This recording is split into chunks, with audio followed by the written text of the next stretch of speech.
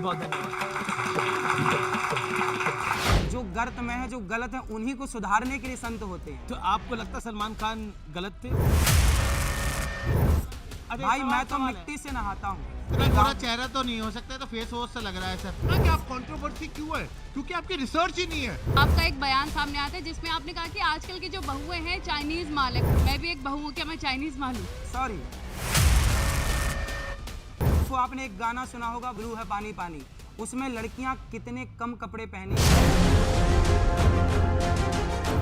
एक सेकेंड,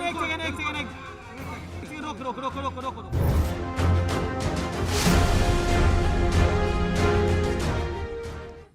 नमस्कार व्यूअर्स, मैं हूं अमीश देवगन और दीपावली की आपको हार्दिक शुभकामनाएं।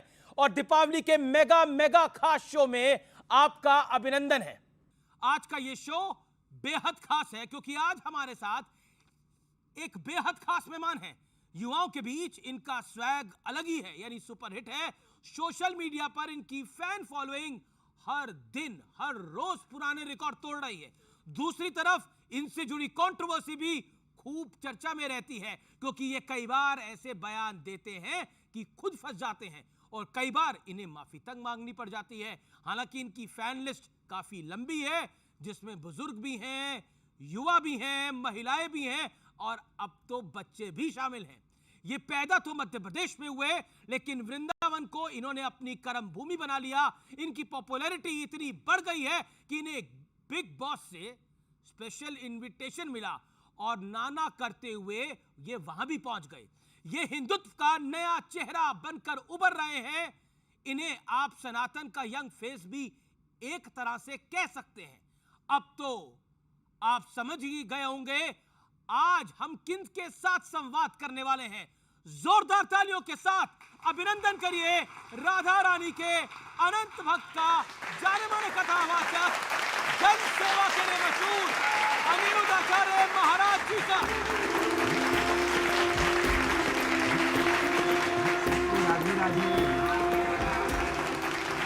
अनिरुद्ध महाराज जी आपको नमस्कार, प्रणाम।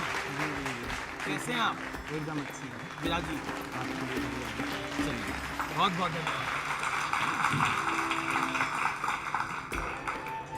तो हमारे साथ मौजूद हैं अनिरुद्ध आचार्य जी महाराज। जोरदार तालियों से एक बार फिर अभिनंदन करिए महाराज जी का। लेकिन पहले एक रिपोर्ट देखते हैं, पहले समझने की कोशिश करते हैं कि अक्सर अनिरुद्ध जी महाराज विवादों में क्यों रहते हैं, हेडलाइंस में क्यों आ जाते हैं और इनकी फैन फॉलोइंग जो है, इनकी चर्चा जो है वो क्यों इतनी बढ़ रही है। समझिए जरा।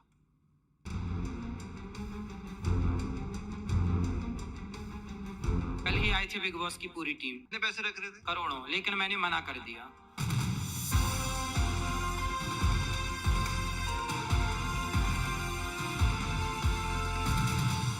हम सारे सनातनियों से क्षमा प्रार्थी हैं। आज हमारे बच्चे वो सुनते नहीं है। कान का इलाज करवाओ, डॉक्टर को दिखाओ बढ़िया, लेकिन अपने स्वाद के लिए किसी की हत्या ना कीजिए, ये गलत बात है। नहीं, आदमी नहीं खाया अभी तक। कौन सी कक्षा में हो? 10वीं। कोई आपसे प्यार क्यों करे? ये मान रहे हैं कि ये आदमी मेरा बाप है। क्या कन्फर्म किया आपने कभी? हो सकता है आपकी माँ झूठ बोल रही हो। अनिरुद्धाचार्य जी महाराज वो शख्सियत हैं जो कभी हेडलाइंस से बाहर नहीं होते और उनके सुर्खियों में बने रहने की वजह उनके ऐसे बयान हैं जो अक्सर विवाद का विषय बन जाते हैं। गुटखा बेचने वाले हेलीकॉप्टर में चले आपको दिक्कत नहीं है, वो बड़ी बड़ी मर्सिडीज गाड़ियों में चले उन्हें दिक्कत नहीं है, पर संत लोग समाज को सही मार्गदर्शन देने वाला यदि मर्सिडीज में चल रहा है तो लोगों के पेट में दर्द होने लग जाता है कि ये भाई बाबा काहे चल रहा है मर्सिडीज में। तुम भेजते हो स्कूल, भेजो स्कूल जाकर ही तुम्हारा बेटा शराब पीना सीखता है, सिगरेट पीना सीखता है और रिलेशन लिविंग में रहना सीखता है। भले ही अनिरुद्धाचार्य जी महाराज अपने विवादित बयानों की वजह से मशहूर हैं, लेकिन उनके द्वारा दिए जाने वाले भागवत उपदेश से लाखों लोग सनातन धर्म ध्वजा संभाले हुए हैं। हमें फर्क नहीं पड़ता कि आप हमारे बारे में क्या कह रहे हैं। हमारी उम्र के बच्चे, मेरी आयु 33 साल है, 33 साल के बच्चों को मैं देखता हूँ, वो अपने बाप के टुकड़ों पर पल रहे हैं। कुछ बच्चे जिस उम्र में भारत का नौजवान नशे में डूब करके बाप की संपत्ति लुटा रहा है, उस उम्र में ये दास 280 वृद्ध माओं की सेवा कर रहा है। दिवाली के पावन मौके पर न्यूज 18 के स्टूडियो में अनिरुद्धाचार्य जी महाराज आज प्रभु श्री राम की शिक्षा का दर्शन सबके बीच रखेंगे।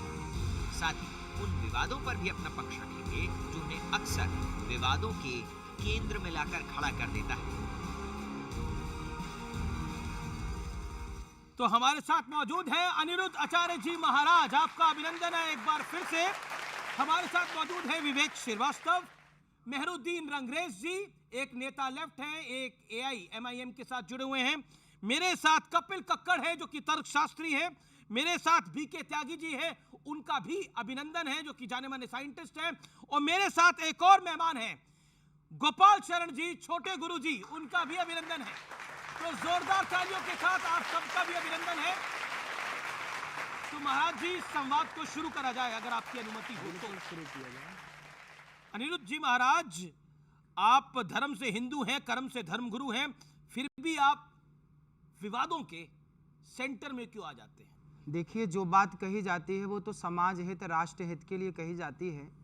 कुछ लोगों को बात अच्छी नहीं लगती तो वो उसे विवादित बना देते हैं, और वो बात जो विवादित नहीं है उसे भी विवाद के श्रेणी में डाल करके और विवाद एक खड़ा कर दिया। यानी आप कह रहे हैं मैं विवाद करता नहीं, विवाद हो जाते हैं। विवाद करता नहीं, विवाद हो जाता, बात ठीक कह रहे हैं आप जी। हम तो सिर्फ अपना कार्य करते हैं। हम आपने बुलाए, ये कैसा कार्य है जिसमें कंट्रोवर्सी हो जाती है? अब देखिए, हम कुछ भी कह दें। अब हमने कहा कि बिस्किट, भाई बिस्किट मत खाओ, बिस्किट है नुकसानदायक है। अब उस समय भी लोगों ने उसे विवाद बना दिया कि देखो बिस्किट खाने से मना कर रहे हैं। आप खुद बिस्किट खाते हैं नहीं खाते? हम तो नहीं खाते। अब यहाँ पर जो ये खाते हैं बिस्किट, ये विष की किट खा रहे हैं भाई। अभी महाराष्ट्र में 90 बच्चे बीमार पड़े, मैंने आपके चैनल पे देखा जी, बिस्किट खाने से बीमार पड़े। तो हम अंकुरित अनाज क्यों ना खाएं, हम अच्छी चीजें क्यों ना खाएं? हम क्यों, हमारे पुराने बाप दादे क्या खाते थे? पर जिसका जो मन हो वो खाए। अब यहाँ पे विवेक श्रीवास्तव जी है, विवेक श्रीवास्तव जी है, ये बिस्किट खाते हैं, अभी विष की किट खा रहे हैं। ये डेली बिस्किट खाते हैं, 2-4 पैकेट खा जाते हैं डेली। मैं कोई कंट्रोवर्शियल बात नहीं करता, लेकिन मैं ये कहता हूं कि धर्म गुरु क्यों कंट्रोल करना चाहते हैं लोगों के जीवन को? क्या वो खाएं, क्या वो पहने, कब वो उठें, ये स्वतंत्रता आप क्यों नहीं देना चाहते हैं? अच्छा ये बताइए, हमारे ऋषियों ने आखिर आयुर्वेद शास्त्र बनाया ना, उसमें बताया ना कि क्या खाएं क्या ना खाएं। हमारे यहाँ देखिए, क्वार करेला कातक दही, मरहो न तो परहो सही, ये ऋषियों ने बनाया ना कि क्या खाओ क्या ना खाओ, कब ना खाओ। अगर बनाया है और सभी संत खाते हैं तो राम भद्राचार्य जी को अस्पताल जाने की नौबत ना आती ना। आप अलग चले गए, आप मार्ग से हट गए। नहीं, मैं बीमार तो सब पड़ सकते। देखिए, ये प्रकृति है, बात समझिए। हाँ। ये प्रकृति है, हम सब ईश्वर के संसार में भेजे प्राणी हैं, और प्रकृति का सामना सबको करना। लड़कपन सबका आएगा, जवानी सबकी आएगी, बुढ़ापा सबका आएगा, मरना भी सबको पड़ेगा। लेकिन आप घुट घुट के क्यों मरे? अच्छा काम करके मरे, है ना। जो अच्छे से रहेगा, आप अच्छी चीजें, पहले के लोग 100 साल तो सामान्य जीते ही जीते थे। आज भारत की औसत आयु मैंने सुनी कि 66 साल की है ना, 60 और 66 के बीच की है। क्यों घट गई? आज व्यर्थ की चीजें, चाउमीन, बर्गर, पिज्जा, ये बच्चे खाएंगे तो उनकी बुद्धि कहाँ विकसित होगी? आप कहते हैं कि आयुर्वेद को फॉलो करिए, साइंस को फॉलो मत करिए, ये कह रहे हैं क्या आप? साइंस को फॉलो, साइंस क्या है? हमारे यहाँ सबसे पहला विमान किसने बनाया? राइट ब्रदर्स ने। कब बनाया? 1903 में सफल परीक्षण किया जी। क्या उसके पहले दलपति जी ने 1885 में विमान नहीं बनाया? क्या हमारे शास्त्रों में रावण के पास पुष्पक विमान का जिक्र नहीं है? क्या भागवत जी में कामक विमान का जिक्र नहीं है? कामक विमान, पुष्पक विमान जैसा उल्लेख यदि हमारे शास्त्रों ने किया है तो कहीं ना कहीं उसकी टेक्नोलॉजी थी, उस आधार पे किया है। कई तर्कशास्त्री तो ये मानते नहीं है। ओके, कपिल कक्कड़, आपका एक छोटा सा सवाल, बोलिए। पहली बात जो इन्होंने बोला कि 1845 में ऐसा कोई विमान इंडिया में नहीं बना था। आप माने ना माने, अब आप सुनिए, माने ना माने की बात नहीं कर रहा हूं, मैं रिकॉर्ड की बात कर रहा हूं। मैं रिकॉर्ड बता दूंगा आपको। कि आप कंट्रोवर्सी क्यों है? क्योंकि आपकी रिसर्च ही नहीं है। आपने थोड़ा सा, किसी ने आपको कुछ बोला, आपने वो लोगों के सामने। चलो बताओ, रावण के पास पुष्पक विमान था, कामक विमान था। एक स्टोरी है, कॉन्सेप्ट है, उसको आप छोड़ दीजिए, साइंस नहीं है। आप नाना करते हुए बिग बॉस में पहुंच गए, विवाद बढ़ा तो आपने कहा मैं आशीर्वाद देने गया था। तो मैं वो बाइट सुना देता हूं कि जो आपने कहा था कि आखिरकार आप क्यों गए हैं, सुन लेते हैं। जब मैंने मना कर दिया तरीके से, कई बार, 50 बार मैंने कलर्स के ऑफर को, बिग बॉस के ऑफर को मैंने ठुकराया। कलर्स वालों ने कहा, उनकी टीम ने कहा उस घर में नहीं आ रहे हैं तो कोई बात नहीं, जो 18 लोग बिग बॉस के घर में जा रहे हैं उन्हें आशीर्वाद देने के लिए आ जाइए। तो जो बिग बॉस में जाने वाले जो लोग थे मैंने उन्हें आशीर्वाद दिया। सवाल है कि वहां जाने की आपको सलाह किसने दी, ये एक सवाल है। और एक आपके जो विरोधी हैं, आपको जो आपके जो क्रिटिक्स हैं, वो कहते हैं कि आप बनावटी हैं। देखिए ऐसा है, मैं बिग बॉस में तो गया ही नहीं, आप सबको पता है खूब अच्छे से। मुझे बिग बॉस में जाने का ऑफर था अंदर, जो 3 महीने का कार्यक्रम होता है, बोले आप अंदर आइए 3 महीने के लिए। मैंने मना किया, मैं अंदर नहीं आता। फिर बाद में क्या हुआ, 100 बार कम से कम उन्होंने बोला कि आप आइए आप आइए। मैंने 100 बार मना किया और मैं बोला कि मैं नहीं आऊँगा, ये मेरे योग्य नहीं है, पहली बार तो समय ही नहीं है मेरे पास। फिर उन्होंने कहा अच्छा एक काम करिए, आप अंदर मत आइए, तो जो अंदर जाने वाले गेस्ट हैं उनको आशीर्वाद देने आ जाइए। मैंने बोला मैं नहीं आता क्योंकि मेरे पास टाइम भी नहीं है और ये मेरे लिए उचित नहीं है। तब उन्होंने एक बात कही बिग बॉस वालों ने कि आप बताइए, यदि कोई संत यदि इन लोगों को आशीर्वाद देने नहीं आया, बुलाने पर भी आप नहीं आएंगे और ये पीढ़ी यदि बिगड़ गई तो फिर आप क्या करेंगे? तो उन्होंने कहा कि आपको आना चाहिए और इन्हें सही बात करनी चाहिए। तो मुझे लगा कि शायद उन्हें जाकर के सही मार्गदर्शन देना चाहिए, तो मैं वहां गया और जो लोग वहां अंदर जा रहे थे मैंने उनको कहा कि ये बिग बॉस नहीं, इसे संस्कारी बॉस बना के आना है आप लोगों को। और गीता दे करके मैंने सनातन का झंडा वहां भी लहराया। और आज पहली बार किसी धर्म गुरु ने जाकर के उस स्थान पे 18 साल से वो शो चल रहा है, पहली बार वहां राधे राधे की गूंज हुई, पहली बार। आशीर्वाद देने के लिए चले गए आप। अब यहां से भी प्रश्न आया कि आपको तब में तो कंट्रोल होना चाहिए था, क्यों जाना था आपको? भाई ये बताइए, बिग बॉस वाले कह रहे हैं कि बताइए जब संत नहीं आएंगे, हमें सही ज्ञान नहीं देंगे तो हम सुधरेंगे कैसे? संत हमारे तो ऋषि मुनि वैश्याओं को जाके सुधार के ले आए, गलत लोग। संतों का काम है अच्छी जगह नहीं, गलत जगह ही जाके सही। हम आपको क्या सुधारें? आप तो ऑलरेडी सुधरे हैं। जो गर्त में है, जो गलत है, उन्हीं को सुधारने के लिए संत होते हैं। तो आपको लगता सलमान खान गलत थे, उनको सुधारना? भाई वहां जो आए लड़के, उन्हें तो सही मार्ग दिखाना हमारा कर्तव्य है, हमारा सही। और हमने सलमान भाई को भी भगवत गीता पकड़ाई कि भाई इसे पढ़ के आप अपना भी कल्याण करो। जी मैं ये पूछना चाहता हूँ, आप बिग बॉस कितनी देर रहे और आपके उतनी देर में रहने में क्या वहां पे, क्योंकि जो आप प्रवचन देते हैं वो तो आप बिल्कुल वहां की जो रहना सहना है उससे बिल्कुल विपरीत बात करते हैं। वहां का जो ट्रेडिशन है, वहां की जो बोलचाल है और जो वहां की सोच है वो तो बहुत मॉडर्न और बहुत कई बार तो हर एक चीज को पार कर जाती है। तो आपने 5 मिनट में या 1 दिन में ऐसा क्या वहां पे झंडा गाड़ दिया कि वो सब अब बिल्कुल ही फर्स्ट क्लास हो जाएंगे, सनातनी हो जाएंगे और वो हर एक चीज जो आपने कहा है उसको फॉलो करने की कोशिश करेंगे? अरे भाई, और एक चीज, सुशांत सिंह राजपूत जो अब इस दुनिया में नहीं है, 15 करोड़ का एक वो क्रीम का ऑफर था, वो उन्होंने मना किया। मैं आपके प्रश्न का उत्तर दे दूं, मैं आपके प्रश्न का उत्तर दे दूं, मैं आपके प्रश्न का उत्तर दे दूं, मैं आपके प्रश्न, आप ये पूछे आपको पैसे मिले नहीं? मैं आपके प्रश्न का उत्तर दे दूं। इन्होंने कहा कि आप 5 मिनट 10 मिनट 1 घंटे में वहां पे क्या बदलाव कर देंगे, ये सवाल है आपका। अरे भाई, कोरोना वाले मरीज को जरा टच कर लेने से कोरोना हो जाता है, तो सत्संगी के जाने से वहां सब लोग सत्संगी क्यों नहीं हो सकते? वाह जी। चलिए अब अगले प्रश्न पे आते हैं। अच्छा, मेरे पास एक तस्वीर भी है वहां की, और वहां की मेरे पास तस्वीर है और उस तस्वीर को मैं दिखा देता हूं। और उस तस्वीर में क्या है उसकी भी झलक देख लेते हैं। आपकी घड़ी बहुत महंगी है, ऐसा कहा जा रहा है कि ये 2 लाख रुपए से भी महंगी घड़ी है। ये देखिए, आप देख लीजिए कितने की है। हमें तो अलग है, ये अलग है। हमने तो आपने दे दी तो पहन ली, उन्होंने दे दी तो पहन ली। हमें तो जो दे देता है वो पहन लेते। दुपट्टा आपने दे दिया, हमने ओढ़ लिया। सब जो दे देते हैं वो पहन लेते हैं, इसमें क्या है? आप घड़ी देख लीजिए कितने की है। भाई जो दे, आप 10 लाख की दे दो, मैं 10 लाख की घड़ी पहन लूंगा। महाराज जी, आपने बोला कि रियलिटी शो वाले पीछे पड़ गए इसलिए मैं चला गया। आपके कॉमेडी शो वाले भी पीछे पड़ गए थे, लाफ्टर शेफ्स वाले, वहां पे भी आप चले गए थे। मतलब इन रियलिटी शो वालों में आपको क्या ऐसी यूएसपी दिख रही है कि वो आपको बुलाना चाह रहे हैं बार बार? अब देखिए, वो मेरे को क्यों बुलाना चाहते हैं, अच्छा प्रश्न किया आपने।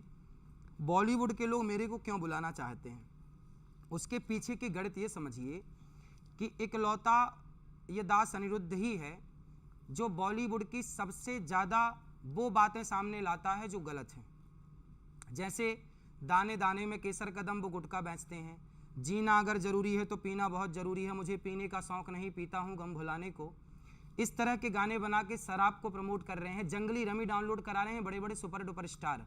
मैं कहता हूँ कि 70 सालों में हमारे देश में मुगल आए, मुगलों ने इतना नुकसान नहीं पहुंचाया भारत को, अंग्रेजों ने इतना नुकसान नहीं पहुंचाया भारत को जितना 70 साल में बॉलीवुड ने भारत को नुकसान पहुंचाया। ये बात मैं जब कहता हूं तो बॉलीवुड सुनता है और बॉलीवुड को लगता है कि ये बंदा सही बोल रहा है, खाली सुनते हैं, मानते भी हैं। सही बोलता है तो सही बोलता है तो वो बुलाते हैं, और मैं जाता हूं इसलिए कि शायद मेरे कहने से ये लोग गलत का प्रचार करना छोड़ दें और भगवत गीता का प्रचार करना स्टार्ट कर दें।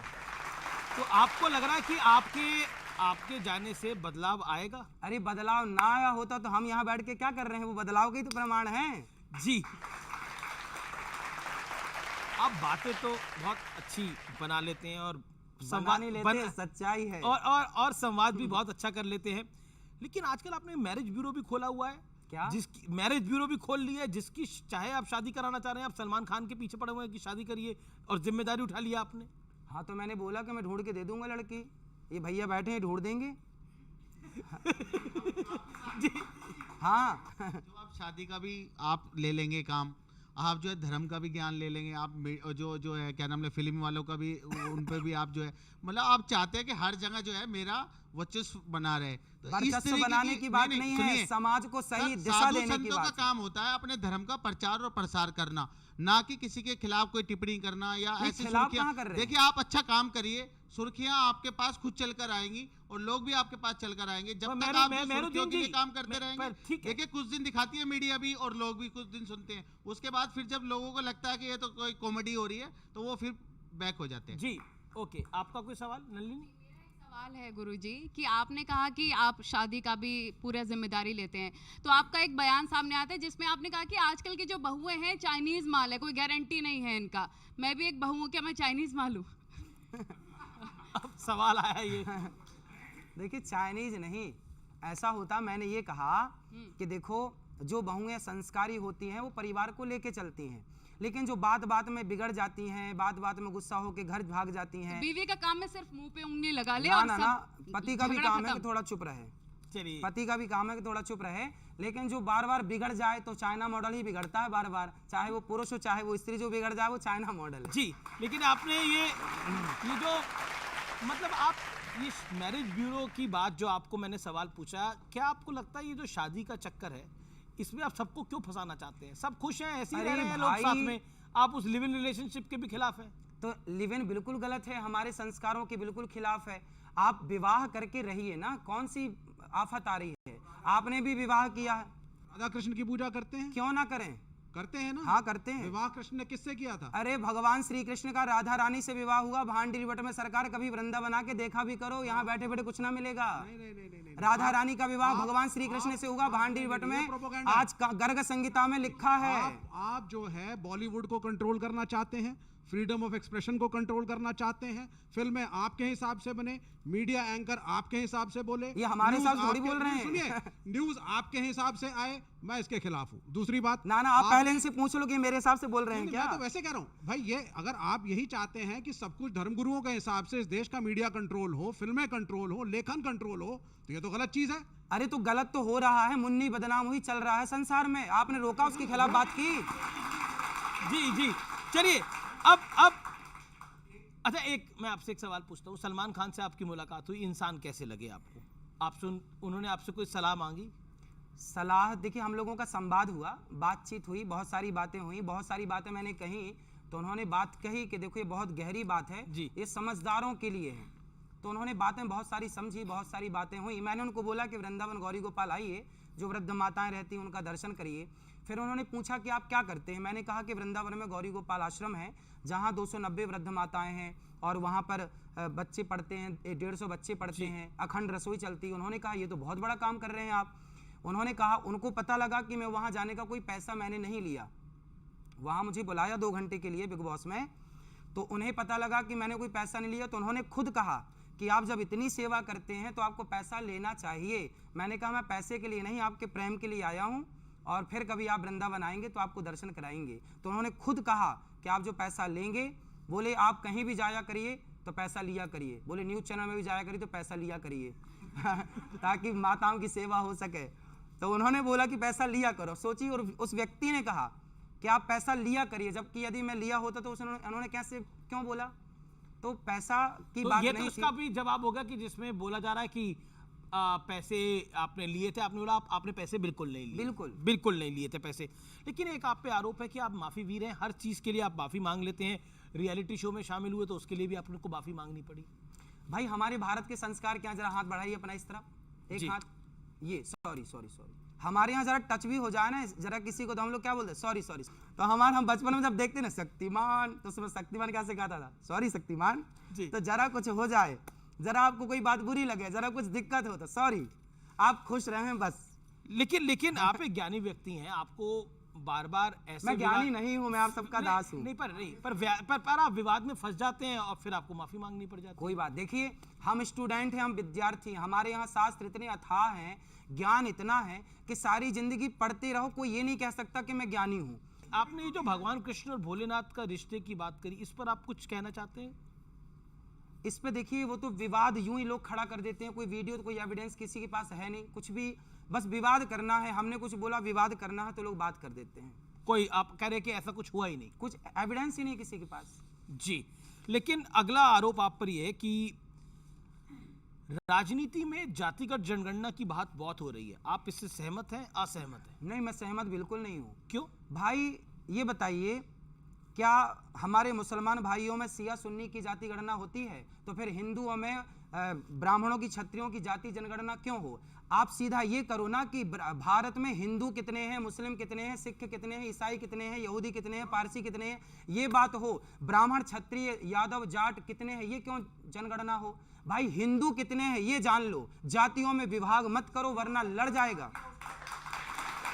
जी, सवाल विवेक जी, छोटा सवाल जी। जो सदियों से अत्याचार किया किसने किया? दलितों के ऊपर, किसने किया? बैकवर्डों के ऊपर। एक सेकंड नहीं, एक सेकंड।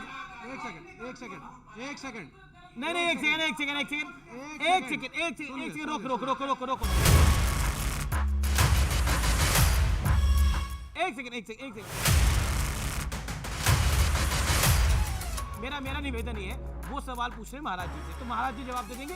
आप नहीं, एक सेकंड, आपको मौका दे रहा हूँ, आपको इसके बाद मौका दूंगा मैं।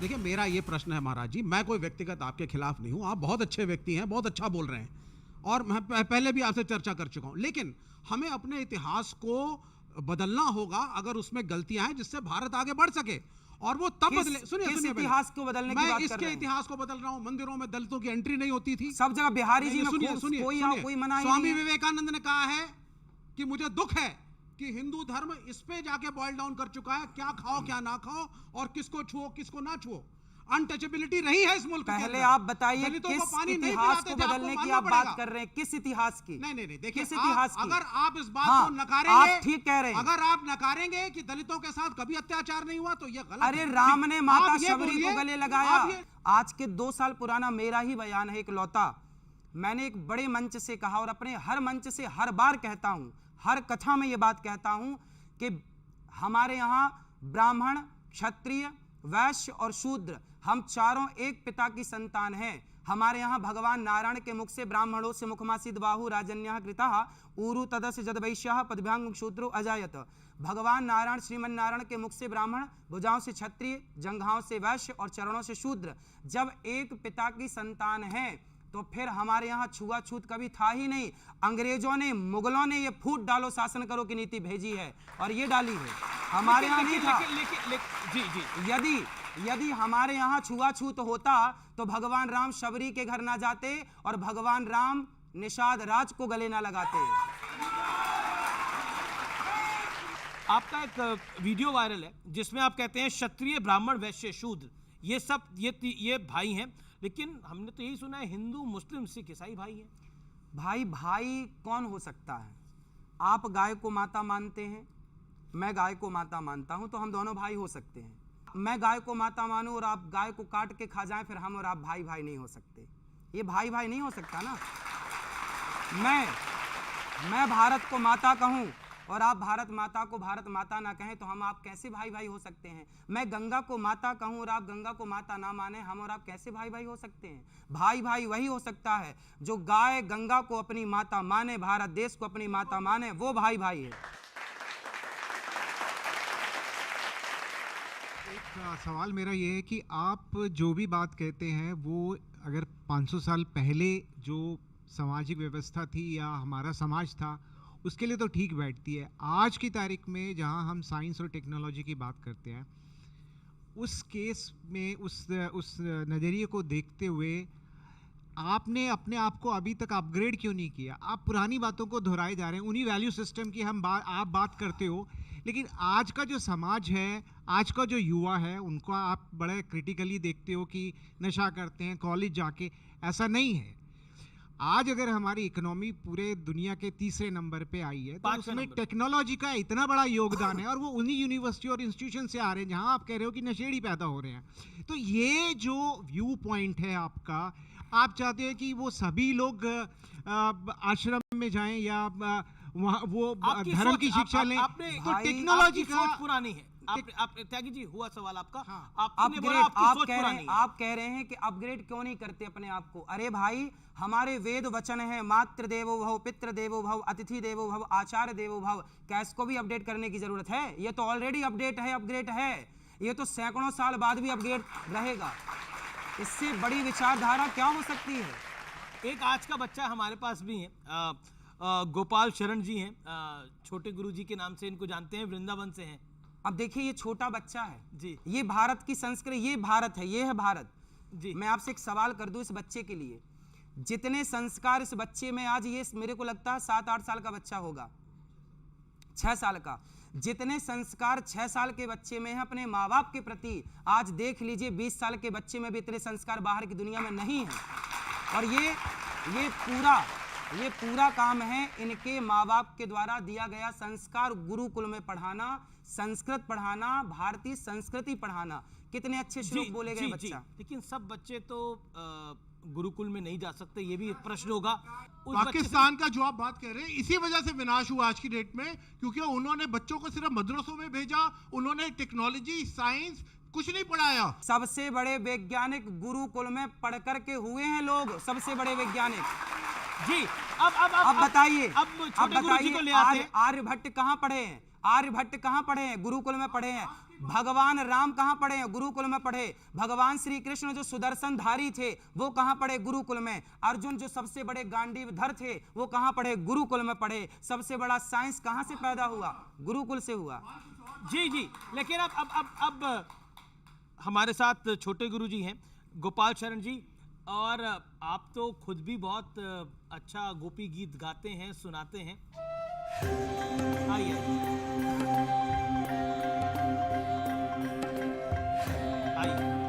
आप यहाँ भी रहते हैं,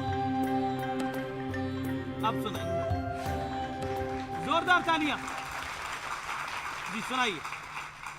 इस गीत का नाम गोपी गीत कैसे पड़ा मैं आपको बताता हूँ। ठाकुर जी सब गोपियों के साथ और राधा रानी के साथ रास रच रहे थे, तो गोपियों को अभिमान आ गया, देखो ठाकुर जी हमारे साथ रास रच रहे हैं, हम कितने सौभाग्यशाली हैं। तो ठाकुर जी अंतर ध्यान हो गए और फिर गोपी ने रोके इस गीत को गाया, इसलिए इस गीत का नाम पड़ा गोपी गीत। जयति तेदिकं जन्मना व्रज श्रेष्ठेन्दिरा सस्वदत्रहि दैत्य दृश्यतां दिक्षुतावकाश तुयदृता सवस्त्वां विचिन्वते सरदुदासै साधुजाति स सरसिजोदर श्रीमुसादृशा सुरथनाथते शुल्कदासिका वरधनिग्नतो नेह किं वध। बहुत बढ़िया। आप कुछ पूछना चाहते हैं अनिरुद्ध आचार्य जी? बहुत सुंदर। देखिए, हम तो बड़े प्रसन्न हैं। देखिए, ये भारत की संस्कृति है, ये बच्चे भारत का भविष्य हैं।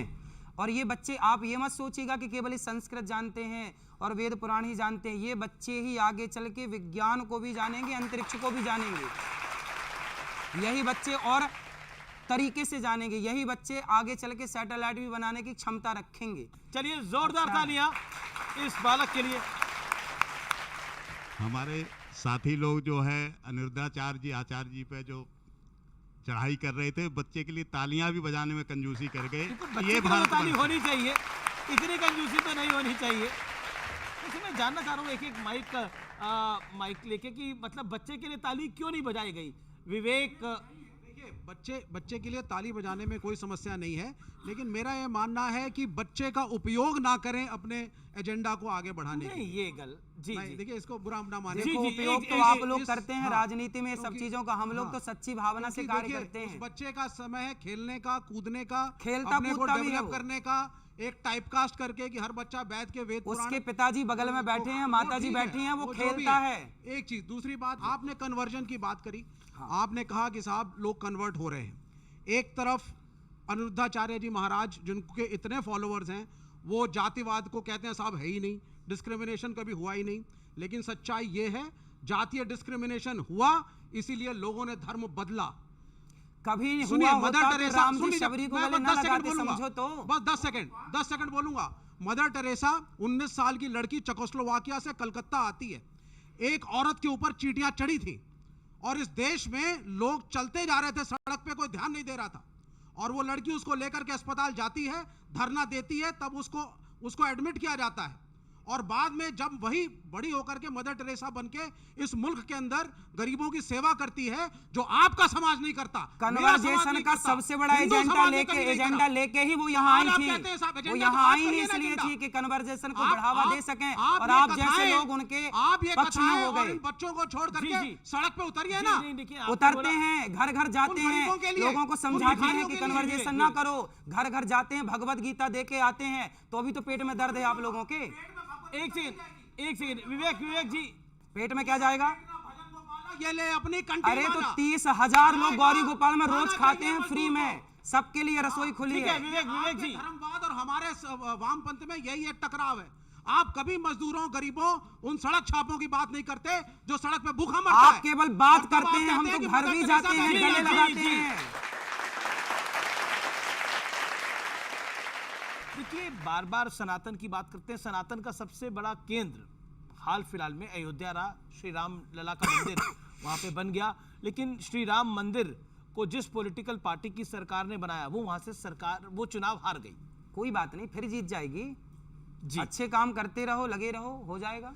उत्तर प्रदेश के मुख्यमंत्री हैं और मठाधीश भी हैं, मठाधीश्वर भी हैं गोरखनाथ पीठ के। वो कहते हैं कि बटोंगे तो कटोंगे। क्या सही है, आपको लगता है? बिल्कुल, जहां सुमति तहां संपत्ति नाना, जहां कुमति तहां विपत्ति निदाना।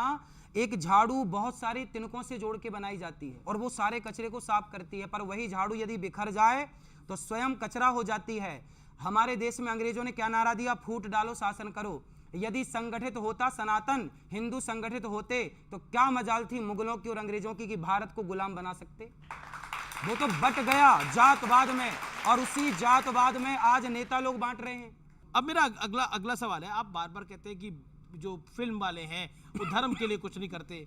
अब एक और एक्टर हैं पवन कल्याण, उप मुख्यमंत्री हैं वो आंध्र प्रदेश जैसे बड़े राज्य के। अब जब तिरुपति बालाजी के अंदर लड्डू में जब गड़बड़ निकल के आई, तो उन्होंने तो बाकायदा एक यात्रा करी, और वो तो सनातन के लिए बहुत कुछ करते हैं। अब वो भी तो इसी फिल्म इंडस्ट्री का हिस्सा है। देखिए, जो लड्डुओं में मिलावट की गई है वो षड्यंत्र के तहत हुई है, वो बिल्कुल गलत है जी। बिल्कुल उससे अपराधी को दंडित किया जाना चाहिए। जो भी अपराधी हैं, छानबीन की जाए कौन अपराधी है और दंड देना चाहिए। ये बिल्कुल गलत है कि हम आपकी श्रद्धा के साथ, आस्था के साथ खिलवाड़ कर लें, ये बिल्कुल गलत है। तो वहाँ पे तो अपराधी को निश्चित दंड देना चाहिए जी।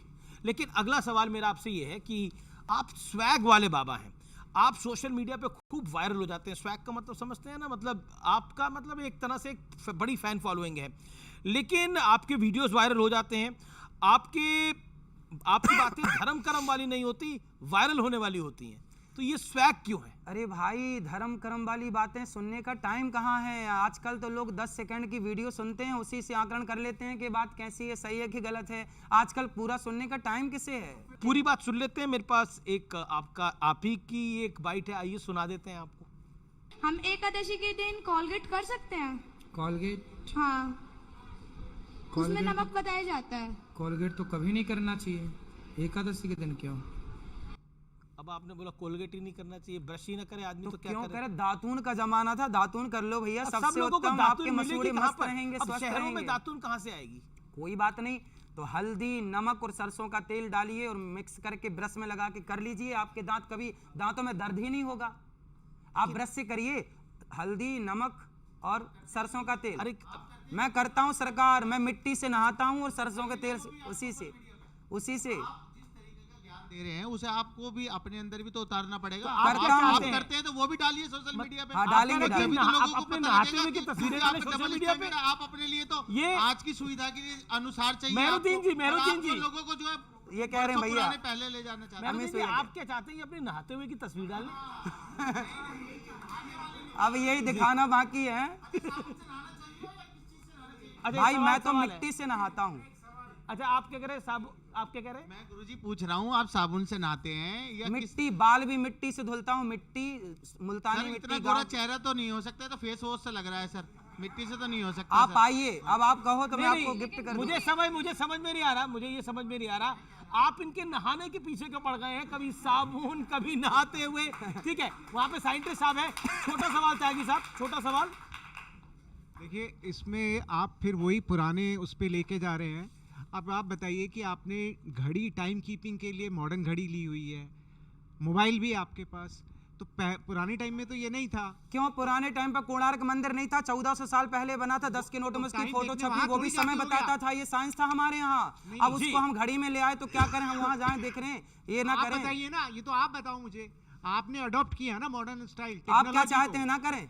नहीं तो आप क्या चाहते हैं? तो कोलगेट भी तो वही बात आपका। अरे भाई, कोलगेट विदेशी कंपनी, हम भारत का रहने वालों, भारत को प्रमोट करो ना, भारत की चीजों को। जी, मेरा अगली बाइट सुन लेते हैं। मेरे पास एक और है, और उसमें आप कह रहे हैं कि गोबर के इस्तेमाल से स्किन का रोग जो है वो दूर होता है। शुद्ध देसी गाय के गोबर से यदि आप स्नान करते हैं, गोबर को शरीर में मलते हैं और मल के शरीर नहाते हैं, चेहरे पर भी यदि आप गोबर, शुद्ध देसी गाय का गोबर यदि उसको रगड़ते हैं चेहरे पर और उससे स्नान करते हैं, तो त्वचा संबंधी जितने रोग हैं वो समाप्त हो जाते हैं, शरीर में शाइनिंग आती है। जी, जितने यहाँ हमारे आचार्य ब्राह्मण जन बैठे हैं, पूछिएगा, ये परंपरा रही है हमारे यहाँ। श्रावणी त्योहार होता है ब्राह्मणों का, उस श्रावणी में हमारे यहाँ गाय के गोबर से, गौमूत्र से, गौरज से स्नान करने की परंपरा हजारों सालों से रही है।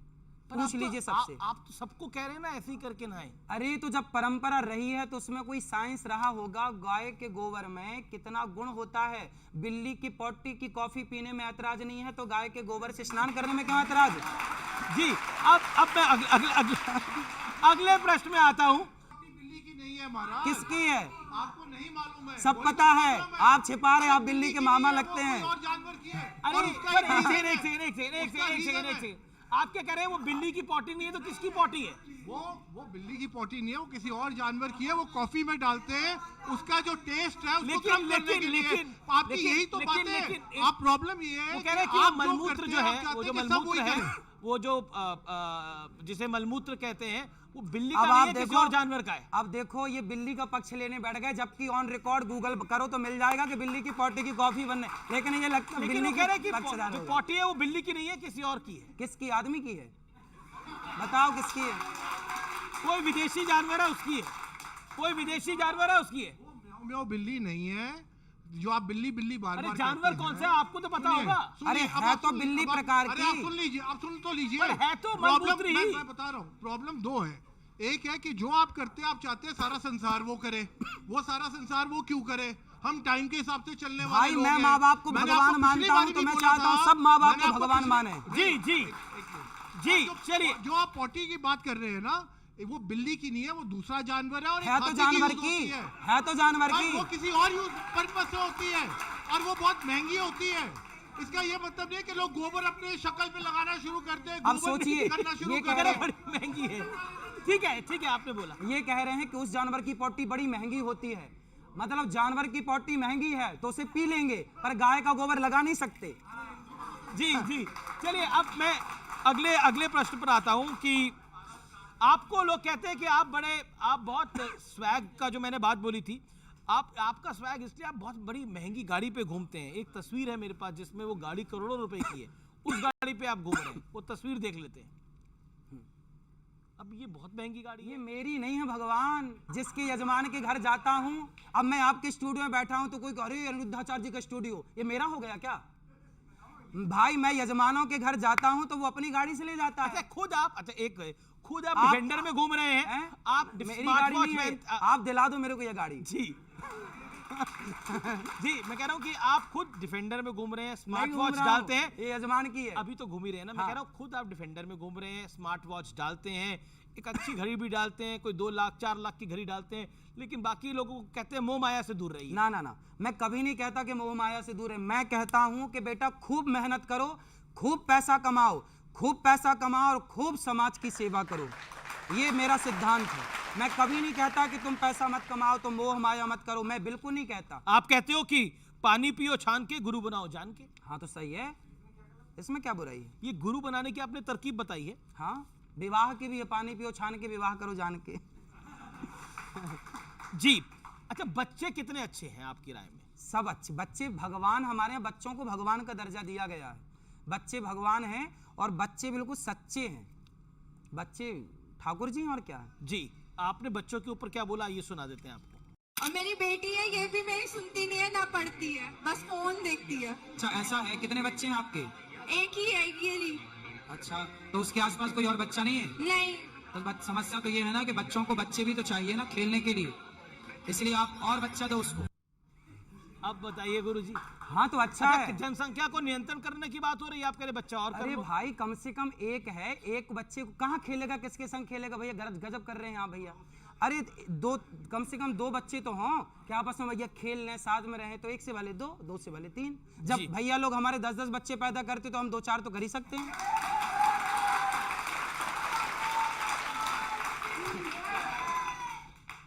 जी, मैं अगले सवाल पर आता हूं। जाकिर नायक नाम के कथित मुस्लिम धर्मगुरु हैं, उनका एक वीडियो वायरल है जिसमें वो कह रहे हैं कि अगर महिला एंकर को देखकर मन में कुछ नहीं होता तो आपको डॉक्टर की जरूरत है। आपको ये विचार कैसा लगता है?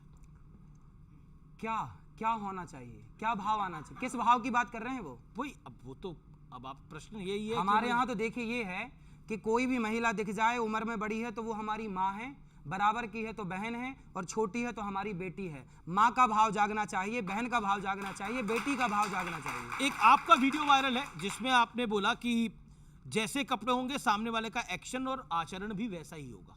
ये क्यों बोला आपने? कैसा? कपड़ा जैसे कपड़े होंगे वैसे ही सामने वाले का आचरण होगा। कपड़े कोई भी डाले, कोई शॉर्ट्स डाल ले, कोई कपड़े मर्यादित होने चाहिए। हमारा कहना यह है कि कोई भी व्यक्ति हो, चाहे कहीं का हो, कपड़े तय क्यों करेंगे? स्त्री हो पुरुष हो। एक सेकेंड। वाह, हाँ ये मर्यादित हैं। जो अच्छा सुनो मैं बताऊं। अच्छा एक सेकेंड छोटा सवाल। कौन निर्णय लेगा क्या मर्यादित क्या ना मर्यादित? जीन्स मर्यादित है, स्कर्ट मर्यादित है, साहब शॉर्ट्स मर्यादित साहब द्रौपदी के कपड़े उतारे गए। द्रौपदी के कपड़े उतारे गए थे तो महाभारत हो गया था। और आज देखो कपड़ा पहनने को कह रहे हैं हम बेटियों को, तो ये भड़क रहे हैं, ये परेशान हो रहे हैं। बेटियों के ऊपर छोड़ दीजिए, एक मिनट। इसका मतलब ये हुआ ना, ये महिला सशक्तिकरण का जमाना है। इसका मतलब ये हुआ, सुन लीजिए जी। एक लड़की को भैया, इसका मतलब ये हुआ कि नारियों को अर्धनग्न देखने की इच्छा आप लोगों की है। लेकिन मेरा प्रश्न, एक सेकंड, लेकिन मेरा प्रश्न है, नारी निर्णय लेगी उसे क्या पहनना है क्या नहीं। ये पॉइंट मर्दों को बदलनी चाहिए, अपने लड़कों को सुधारने का। बिल्कुल ये बात आपकी जायज है। एक सेकंड माइक हटाइए, एक सेकंड। आप पहले प्रश्न का जवाब तो आ जाए। एक सेकंड, ये तो माई बॉडी माई चॉइस है। किसी का मन करेगा तो वो शॉर्ट्स डाले, किसी का मन करेगा तो वो जीन्स डाले, किसी का मन करेगा तो वो धोती डाले, किसी का मन करेगा वो कुर्ता डाले, किसी का मन करेगा तो कि वो गंजी में घूमे तो वो गंजी में घूमे। कुछ भी डाले। अच्छा ये बताओ, मैं आपसे पूछूं कि कपड़ा पहना क्यों जाता है? शरीर ढकने के लिए। अरे तो जिस कपड़े से शरीर ढके ही ना, तो फिर कपड़े पहनने का अर्थ क्या निकला? अब समाज में कुछ लोग, देखो ऐसा हुआ, कुछ लड़कियों को ऐसे, जो भैया की विचारधारा है, ये कहते हैं कि कुछ भी पहने। अब देखो आपने एक गाना सुना होगा बॉलीवुड का, ब्लू है पानी पानी, उसमें लड़कियां कितने कम कपड़े पहनी और कितना गलत दिखता है वो अपनी माँ के साथ आप नहीं देख सकते। आपकी बहन, आप बहन के साथ नहीं देख सकते। इन लोगों को देखना वही है, इसलिए ये पक्षधर है जी उनके। जी, चलिए चलिए एक तो वक्त है एक अंतराल का, लेकिन ब्रेक के उस पार भी अनिरुद्ध आचार्य जी महाराज से कुछ सवाल होते रहेंगे। आरोप पत्र अभी और लंबा है। ब्रेक के बाद, एक अंतराल के बाद वो प्रश्न भी उठाएंगे। आप देखते रहिए न्यूज़ 18। ना राम नाम लीन हो, ना कृष्ण नाम लीन हो, तूने भरी जवानी में। Welcome back. एक बार फिर अभिनंदन है आपका हमारे इस मेगा स्पेशल एडिशन में, जिसमें आज हम सवाल पूछ रहे हैं आचार्य अनिरुद्ध जी महाराज से, जो कि विवादों के बिग बॉस हैं। महाराज जी, आपसे सवाल ये है हमारा कि अभी आज के समय में कहा जाता है सोशल मीडिया का और 21वीं सदी तकनीक की सदी है, तो सोशल मीडिया के जमाने में सस्ते लोकप्रियता के लिए लोग रील देख करके जज कर लेते, तो आपको भी इस तरीके से जज किया जाता है। तो मेरा आपसे एक अनुरोध है, और कब तक ऐसा देखने को मिलेगा कि आप रील से बाहर हो जाओ? हमारा एक रिक्वेस्ट है, कब आप रील से बाहर होगे ताकि आपकी रियलिटी लोग जान पाएं। जी जी जी। मैं तो रील से अभी भी बाहर हूँ, मैं रील में नहीं रियल में हूँ जी। आप वृंदावन आइए, गौरी गोपाल आश्रम को रियल में अपनी आंखों से देखेंगे तो आपको सब पता लग जाएगा कि ये क्या रील आप बनाते हैं या बन जाती है? भाई हम तो देखो आपके साथ जो डिबेट कर रहे हैं, बात कर रहे हैं, अब इसकी भी रील बन जाएगी जी। तो मैं थोड़ी बनाऊंगा, कोई भी देखेगा जो अच्छा लगेगा, अच्छा देखने वाला अच्छा बना लेगा, बुरा देखने वाला इसी से चलिए आपने अब जाकी रही भावना जैसी। दीपावली का वक्त है, न्यूज़ 18 के आप स्टूडियो में हैं। इस मौके पर भगवान राम से कौन सी सीख आपको लगता है कि व्यूअर्स को बतानी चाहिए? राम जैसा त्याग भाई के लिए, राम जैसा बेटा, राम जैसा। आज की जनरेशन के लिए क्या सीख है प्रभु राम से? राम से बस आज यही है कि राम जी ना सब तक पहुंचते हैं। राम जी रावण तक भी पहुंच गए, शबरी तक भी पहुंच गए, निषाद तक भी पहुंच गए, केवट तक भी पहुंच गए, इंसानों की छोड़िए जटायु पक्षी तक पहुंच गए। हम सनातनी पीछे कहां हो गए? हमारे राम ने यही तो सिखाया था कि बेटा सबसे कनेक्ट रहोगे तो अखंड भारत रहेगा। हम सबसे कनेक्ट नहीं हो पाए, इसलिए हमारे देश में धर्मांतरण हो गया, क्योंकि हम कनेक्ट नहीं हो पाए। प्रभु राम ने मर्यादा में रहना सिखाया और भगवान कृष्ण ने मर्यादा में रखना सिखाया। तो आज के युग में ज्यादा तार्किक कौन सा है? भगवान श्री कृष्ण ने, भगवान राम ने अधिकार छोड़ना सिखाया जी, और भगवान श्री कृष्ण ने अपने अधिकार के लिए लड़ना सिखाया कि जब आपका काम बांसुरी बजाने से ना पड़े, जब समाज में ऐसे लोग सामने हों जो नारियों को कपड़े उतारने की बात करते हों, उनके लिए भगवान ने सुदर्शन चक्र उठा लिया। यदि दुशासन जैसे लोग ना होते समाज में, तो क्या भगवान श्री कृष्ण को बांसुरी से सुदर्शन की ओर बढ़ना पड़ता? तो समाज जब अपना रास्ता भटक जाती है तो भटका हुआ समाज बांसुरी से नहीं समझता, फिर सुदर्शन चक्र उठाना पड़ता है। तो भगवान श्री कृष्ण यही कहते हैं कि अपने धर्म के लिए। तो आज के युग में तार्किक कौन है ज्यादा? आज के युग में देखिए, सबसे बड़ी बात यह है कि आप अपने धर्म का पालन करिए, जहां है अपने धर्म का पालन करिए। यदि आपको आपके धर्म के प्रति कोई गलत वे पर ले जाए, गलत रास्ते पर ले जाए, तो आप उसको रोकिए।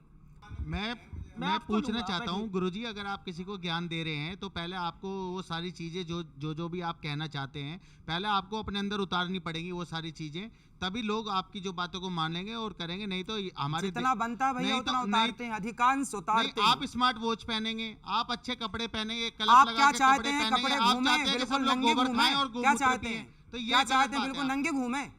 आप पहनो फुल कपड़े और हम नंगे घूमे? क्या बात करते हो? हमारे ऋषि मुनि कपड़ा पहनाना सिखाए समाज को।